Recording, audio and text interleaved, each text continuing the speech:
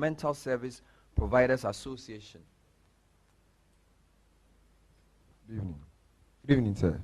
I'm Raymond Yai. I'm representing the Environmental Service Providers Association. And I was so enthusiastic and so excited to see your address capturing issues of sanitation. But it's so disheartening about knowing that we're the seventh dirtiest country. You captured the fact that you were doing, you inculcate into our sanitation system waste collection from source or separation from source. And then you also captured the issue of already existing tankers, people who arrest. If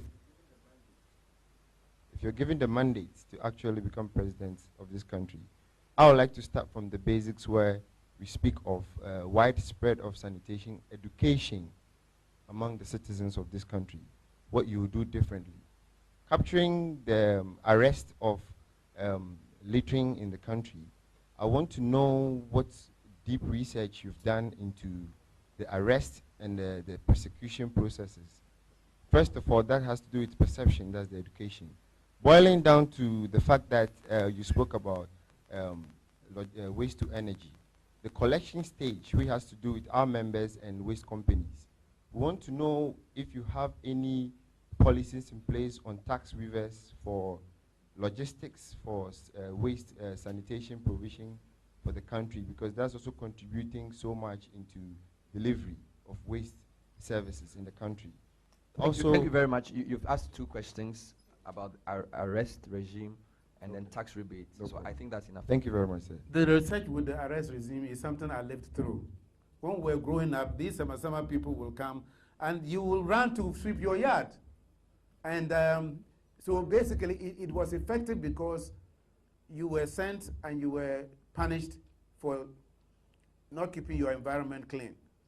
And meat sellers would hide certain meats if they could. So knowing that it worked before, I'm saying that it can work again. And we are proposing that people, even in front of my clinic, I see somebody just drink sachet water and drop it there. And I'll go and pick it, and then the person will want to disappear into the sky because he's ashamed that he has littered and I, the doctor, am picking it up. That's the education we are talking about. And I think I will take this education into the schools. The young people. I'll tell you a personal story again.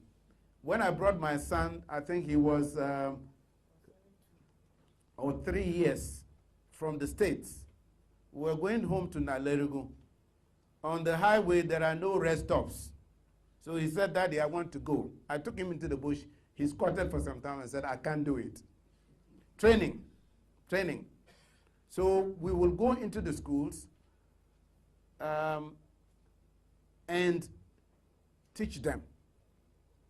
You know, there was a hygiene book. I don't know who is my age here who can tell the name of that hygiene book.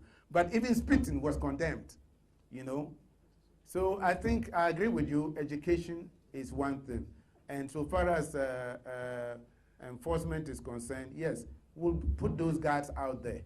There are a lot of unemployed people. You put them out there, they'll have small cameras. Everybody has a mobile phone now with a camera. If you see somebody littering, take a picture of him.